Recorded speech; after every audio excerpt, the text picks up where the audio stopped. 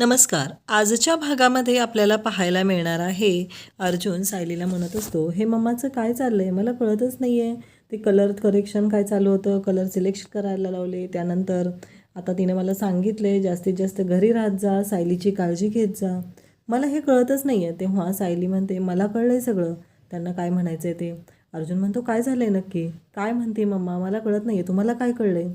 तेव्हा सायली म्हणते, मागं नाही का त्यांनी. तेव्हा अर्जुन म्हणतो, काय मगाशी तुम्ही फोनवर पण नीट सांगितलेलं नाही आहे, मला स्पष्ट सांगा काय झालेलं आहे, नक्की काय प्रॉब्लेम आहे.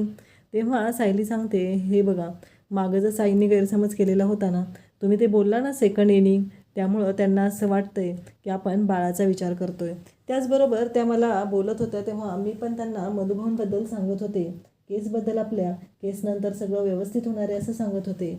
त्यावेळेस त्यांना असं वाटलं की मीही बाळाबद्दलच बोलते, त्यामुळं त्यांचा गैरसमज झालेला आहे. हे ऐकल्यानंतर अर्जुन म्हणतो, काय, आणि सायली म्हणते, हो ना, आता कळतच नाही आहे की आईंची समजूत कशी घालायची, त्यांचं मन न दुखावता. मागच्या वेळेस बघितलं ना, तेव्हा अर्जुन म्हणतो, हो ना, मागच्या वेळेस तर मम्माने गुड न्यूजच देऊन टाकली होती सगळ्यांना, आता काय करायचं ना, मला कळतच नाही आहे. सायली म्हणते, तोच तर विचार मी पण करते ना, मलाही समजत नाही आहे काय विचार करायचा आहे ते. तेव्हा तुम्ही विचार करा, मी तोपर्यंत तुमच्यासाठी कॉफी बनवून आणते. आता अर्जुन विचार करू लागलेला आहे, नक्की इकडे कल्पनाला काय वाटत आहे, कल्पनाला कशी समजूत घालायची, या सगळ्या गोष्टींचा विचार अर्जुन करू लागलेला आहे. त्यानंतर आपल्याला पाहायला मिळतं, इकडे चैतन्य बॅग घेऊन निघालेला असतो आणि त्यावेळेस साक्षी म्हणते, प्लीज असं नको ना जाऊ तू. पण इकडे चैतन्य मात्र ऐकायलाच तयार नसतो. त्यानंतर चैतन्य म्हणतो, कसे, तू माझी बायको आहे, मी तुझा वकील आहे, पण तू माझ्याशी खोटं बोललेली आहे, ही गोष्ट मला अजिबात आवडलेली नाही. त्यामुळं काही झालं तरी मी आता जाणार आहे. तुला मी आधी विचारलं होतं, तू मला सांगितलं नाही, त्यामुळे तुझ्या बरोबर राहण्यात काहीच अर्थ नाही. आपल्या नात्यामध्ये एक खोटी भिंत आलेली आहे आणि ती भिंत आता जोपर्यंत बाजूला होत नाही तोपर्यंत आपल्यामध्ये कोणतंही नातं नसेल. तेव्हा साक्षी मात्र घाबरून जाते. साक्षी म्हणते, प्लीज असं नको करू चैतन्य, जाऊ नकोस ना तू, असं म्हणून ती इकडे चैतन्याची समजूत घालू लागते. ती म्हणते की मी तुला सगळं खरं खरं सांगेल, आत्ताच्या आत्ता मी तुला सगळं खरं सांगते, प्लीज तू जाऊ नकोस, असं म्हणत साक्षी चैतन्याला थांबवते. त्यानंतर इकडे अर्जुनला मात्र खूप छान वाटत असतं. कल्पनाने जे सांगितलेलं आहे ते ऐकून अर्जुन तर त्या स्वप्नामध्ये हरवून गेलेला असतो. त्याचं बाळ त्याच्याबरोबर त्याला दिसत असतं, तो त्याच्या मुलाबरोबर खेळत आहे, उड्या मारत आहे, ऑफिसला जायचं आहे त्याचबरोबर त्याच्या मुलाला शाळेत जायचं आहे म्हणून त्याचं आवरून देत आहे, त्याची तयारी करून देत आहे. हे सगळं अर्जुन करत असतो. त्याचवेळी सायली ती अर्जुनची आणि मुलाची दोघांचीही काळजी घेत आहे. अर्जुनला ऑफिसला जायचं आहे, त्याची ऑफिसची तयारी करून देत आहे, तर इकडे तिच्या मुलाला शाळेत जायचं आहे तर मुलाची तयारी करून देत आहे. एकाबरोबर दोघांची तयारी करत आवरत त्या दोघांची सकाळ ही आनंदमय चाललेली आहे. त्यांचं असं त्रिकोणी कुटुंब तयार झालेलं आहे, एकमेकांबरोबर खूप आनंदात आहेत. त्याचबरोबर सायली मुलाचा टाय लावून देते, तेव्हा तिथे अर्जुनही असतो. अर्जुन म्हणतो, माझाही करून द्यायचा आहे, मलाही कोड घालून द्यायचं आहे. हे सगळं छान चाललेलं असतं. अर्जुन मात्र खूपच खुश असतो. त्याचं आणि सायलीचं गोंडस बाळ त्यांच्याबरोबर असतं आणि अर्जुन अगदी सायलीकडून लहान बाळासारखे हट्ट पुरवून घेत असतो. सायली ही दोघांचीही छान अशी काळजी घेत असते. मुलाच्या गळ्यात वॉटर बॅग देते, त्याचबरोबर त्याच्या पाठीवर दप्तर देते आणि त्याच्या गालाची पप्पी घेते. त्यावेळेस अर्जुन ही सायलीच्या पुढे उभा राहतो आणि सायलीला म्हणतो की मला पण, आणि सायली मात्र लाजत असते आणि त्याच्या गालात अगदी लाजत लाडाने थोडंसं मारते आणि तिथून पुढं निघून जाते. त्यानंतर आपल्याला पाहायला मिळतं, सायली त्या दोघांना सोडायला खाली येत असते.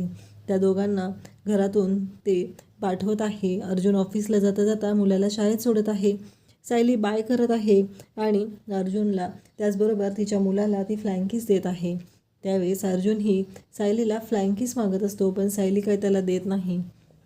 ती लाजत असते. तिचं हे नटखट वागणं हे पाहून अर्जुनला छान वाटत असतं, पण अर्जुन मात्र स्वतःहून सायलीला फ्लाइंग किस देत असतो. सायलीबरोबर तो खूपच खुश असतो, त्याला खूप छान वाटत असतं. फायनली त्यांचं त्रिकोणी कुटुंब हे एकत्र आलेलं असतं. सायली अर्जुन दोघंही खूप खुश असतात आणि त्याचबरोबर त्यांना खूप छान वाटत असतं, कारण एवढं सगळं हे छान असं त्यांचं कुटुंब एकत्र आलेलं आहे, सगळे आनंदात आहेत आणि सगळ्यांनाच खूप छान वाटत आहे. आणि अर्जुन इकडे फ्लाइंग किस देत आहे, सायली तिथे येते आणि अर्जुनला विचारते, काय चाललं आहे हे तुमचं. अर्जुन मात्र म्हणतो, नाही, विचार करतोय, मम्माला काय सांगायचं. याचा विचार करतोय मी, असं सांगत असते. त्यानंतर आपल्याला पाहायला मिळतं की इकडे सायली अर्जुनला कॉफी देते आणि त्याचबरोबर अर्जुनला सांगते की हे घ्या. आता कशी समजूत घालायची आईंची ते कळतच नाही. त्यानंतर आपल्याला पाहायला मिळतं की इकडे चैतन्य म्हणत असतो की जर तू आत्ताच्या आत्ता मला सगळं खरं सांगणार असशील तर मी थांबायला तयार आहे. मला सगळ्या गोष्टी क्लिअरपणे कळल्या पाहिजेत, असं चैतन्य म्हटल्यानंतर साक्षी म्हणते, हो मी तुला आत्ताच्या आत्ता सगळं सांगत आहे चैतन्य, प्लीज माझं ऐकून घे. लगेच चैतन्याने कॅमेरा ऑन केलेला असतो, कारण त्याच्यासाठी तो व्हिडिओ महत्त्वाचा असतो. साक्षी जे काय सांगते ते सगळं व्हिडिओ करून त्याला हवं असतं, कारण हाच एक पुरावा असतो. साक्षीने तिच्या खुनाची कबुली दिलेला तो कोर्टात सादर केला की मधुभाऊ निर्दोष सुटणार असतात. आता साक्षी ती सगळ्या गोष्ट सांगत आहे, पण ती पुन्हा खोटं बोलायला सुरुवात करते. ती म्हणते, चैतन्य खरंच मी तुला खरं सांगते आत्ता, कारण मी त्या दिवशी मी ड्रिंक केलं होतं, मी तिथून बाहेर तर पडले होते, पण तुला माहिती आहे का मी पुन्हा त्या रिसॉर्टमध्ये आले, पण त्याचा कोणताही पुरावा माझ्याकडे नाही, त्यामुळं हे सगळं झालेलं आहे. त्यावेळी चैतन्य म्हणतो, हो तू पुन्हा आलीस. त्यावेळी साक्षी म्हणते, हो मी तिथून कुठंच जाऊ शकले नाही आणि मी पुन्हा माघारी आले आणि हे सगळं झालेलं आहे.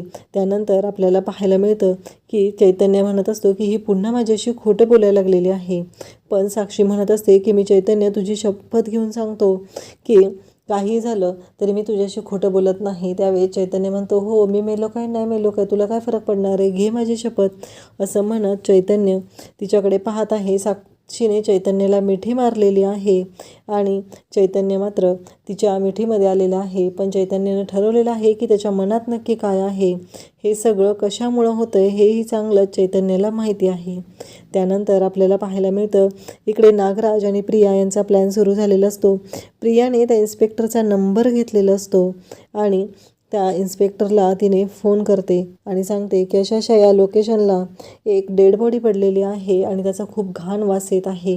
हे ऐकल्यानंतर प्रिया ते सिम कार्ड मोडून टाकते आणि इकडे लगेचच नागराज म्हणतो, खरंच ग्रेट आहेस तू, नक्कीच मानलं पाहिजे तुला, असं बोलत असतो. त्यानंतर आपल्याला पाहायला मिळतं की इकडे रविराजला आता त्या इन्स्पेक्टर साहेबांचा फोन आलेला असतो आणि रविराजला ते सांगतात की तुमच्या घराच्या आजूबाजूला एक बॉडी सापडलेली आहे आणि तुम्ही जे प्रतिमाताईंबद्दल तुम्ही सांगितलेलं होतं, त्यांचं वर्णन जे केलेलं होतं सेम तसंच वर्णन त्या बॉडीचं आहे. त्यांच्याजवळ अशा 2 वस्तूही सापडलेल्या आहेत. हे सगळं रविराजला कळतं तेव्हा रविराजच्या हातातून मोबाईल निसटतो आणि तो खाली कोसळतो. त्या क्षणी इकडे प्रिया आणि नागराज यांना मात्र खूप आनंद झालेला असतो. त्यानंतर आपल्याला पाहायला मिळतं की इकडे अर्जुन विचार करत असतो नक्की काय करायचं आहे. त्याला कळत नसतं, कारण त्याचं म्हणणं असतं की काही झालं तरी आता मम्माची समजूत कशी घालायची. सायली तिथं आलेली असते. अर्जुन म्हणत असतो की काय करायचं आहे नक्की, मला कळतच नाही आहे आणि तुम्हाला माहिती आहे का आईंना असं वाटतं आहे की बाळ तुमच्यासारखं हवं आहे. त्यावेळेस अर्जुन म्हणतो, हो बरोबर आहे, पण तुमच्यासारखं जरी झालं तरी चालेल, पण त्याने गडबड घोटाळा नाही केला पाहिजे. कसं आहे आणखी एक गडबड घोटाळा माझ्या आयुष्यात नको आहे. त्यावेळेस सायली म्हणत असते, एक वेळ तो गडबड घोटाळा चालेल, पण तुमच्यासारखा हा खडूस नको आहे, असं ते एकमेकांना बोलत असतात. चिडका बिब्बा नको आहे असंही सांगत असते सायली. तेव्हा अर्जुन म्हणतो की काय सांगताय तुम्ही, हे चिडका बिब्बा, मला चिडका बिब्बा म्हणताय तुम्ही. त्यावेळेस सायली म्हणते, नाहीतर काय, तुम्ही चिडका बिब्बाच आहात ना, म्हणूनच तर म्हणते तुम्हाला चिडका बिब्बा, असं सायली अर्जुनला म्हणत असते. ते दोघंजण हसत असतात. त्यावेळेस अर्जुन आणि सायली दोघंही एकमेकांना म्हणतात, कसं आहे बाळ तुमच्यासारखं असलं काय आणि माझ्यासारखं असलं काय, बाळ हे दोघांचं असणार आहे आणि ते घडणार तर व्यवस्थितच आहे, असं अर्जुन सांगत असतो. इकडे नागराज आणि प्रियाला खूप आनंद झालेला असतो, कारण त्यांच्या प्लॅननुसार रविराजला कॉल तर आलेला असतो आणि रविराज कोसळलेला असतो. त्याला खूप टेन्शन आलेलं असतं. तेवढ्यात सुमन तिथून येते आणि सुमन ओरडायला लागते, म्हणते की काय झालं भाऊजी, भाऊजी काय झालं. प्रिया आणि नागराज आतमध्ये लपून बसलेले असतात, ते काही बाहेर येत नाहीत आणि इकडे सुमन मात्र काळजीने म्हणत असते की भाऊजी काय होतं आहे. तेव्हा रविराज सांगायला सुरुवात करतो, पण लगेचच सुमन प्रियाला नागराजला बोलवते, हाका मारू लागते आणि म्हणते, प्लीज लवकर या, भाऊजींना काय होते बघा. आणि इकडे प्रिया आलेली असते. तेव्हा रविराज सांगतो की मला इन्स्पेक्टर साहेबांचा फोन आलेला आणि त्यांनी सांगितलेलं आहे की प्रतिमाची डेड बॉडी सापडलेली आहे आणि प्रतिमाच्या त्या वस्तूही तिथं सापडलेल्या आहेत, त्यामुळं मला खूपच काळजी वाटत आहे. मला कळतच नाही आहे. तेवढ्यात प्रिया तिथे येते आणि म्हणते, नाही बाबा, ती डेड बॉडी आईची असू शकत नाही आहे, ती आई असू शकत नाही, असं ती बोलत असते. तेव्हा रविराज हा प्रियाची समजूत घालू लागतो, तिला सांगू लागतो की बाळा काळजी करू नकोस, असं काही नसेलच. आणि प्रिया पण इकडे म्हणत असते. आणि आता प्रियाने टेन्शनच्या भरात हे सांगून टाकलेलं आहे की ती डेड बॉडी ही आईची नसणारच आहे. आता प्रिया नक्की कोणत्या अडचणीत सापडणार हे आपल्याला इथे पाहायला मिळणार आहे. त्यानंतर प्रिया ही बेशुद्ध पडते आणि ती म्हणू लागते की नाही, ती डेड बॉडी ही नाहीच, असं म्हणत तिथं बेशुद्ध पडलेली आहे. तेव्हा रविराज तिला सांभाळत आहे, तिला बोलत आहे, तिला जागं करण्याचा प्रयत्न करत आहे. त्यानंतर लगेचच सुमन काकू पाणी तिच्या तोंडावर शिंपडते. त्यानंतर आपल्याला पाहायला मिळतं की हे सगळं जे चालू असतं त्याचबरोबर रविराज हा प्रियाची काळजी घेत असतो, तिला सांगत असतो. पण प्रिया मात्र बेशुद्धच असते. प्रियाचा डाव हा तिच्यावरच उलटणार असतो, कारण ती डेड बॉडी जेव्हा पाहिली जाणार असते तेव्हा ती प्रिया कशी तोंडावर पडणार, कारण ती प्रतिमाची नसेल हे रविराजच्या लक्षात येणार आहे. त्यानंतर आपल्याला पाहायला मिळतं इकडे सायली आणि अर्जुन बाळाबद्दल बोलत असतात. तेव्हा अर्जुन म्हणतो की नाही, बाळ कसं माझ्यासारखंच पाहिजे. तेव्हा सायली म्हणते, तुम्ही त्या फोटोमध्ये खूप गोड दिसत आहात. अर्जुन म्हणतो की आता नाही दिसत का? त्यानंतर तो म्हणतो, बरोबर आहे, आता गोड कसा दिसणार, मी आता हँडसम दिसतोय ना, असं सायलीला अर्जुन सांगत असतो. त्यानंतर सायली चिडून बाजूला जाते. अर्जुन म्हणत असतो की नाही, बाळ माझ्यासारखंच पाहिजे. आणि त्यांच्या दोघांचं हे सगळं बोलणं इकडे कल्पना ऐकत असते आणि म्हणत असते की ते गोड भांडत आहेत ना हे दोघं, आता खरी यांच्या नात्याला सुरुवात झालेली आहे. त्यानंतर ते दोघं सायली म्हणत असते, कसं आहे, बाळाने बाळाचं स्वतः ठरवलं पाहिजे की त्याला पुढे काय करायचं आहे ते. आणि बाळाने कसं आहे, तुम्ही असं म्हणाल की त्याने इथं राहिलं पाहिजे, तिथं राहिलं पाहिजे, पण कदाचित ते अवकाशात उंच झेप घेईल आणि आपण सगळेजण त्याच्याकडे पाहत असू. आणि त्याचबरोबर पूर्णाजी, बाबा, आई, त्याचबरोबर सगळ्यांना खूप आनंद झालेला असेल. त्याचवेळी अर्जुन म्हणतो, हो मधुभाऊ, कुसुमताई यांना सगळ्यांनाही खूप आनंद झालेला आहे, असं अर्जुन म्हणतो. अशाच अपडेटसाठी चॅनलला सबस्क्राईब करा. थँक्यू.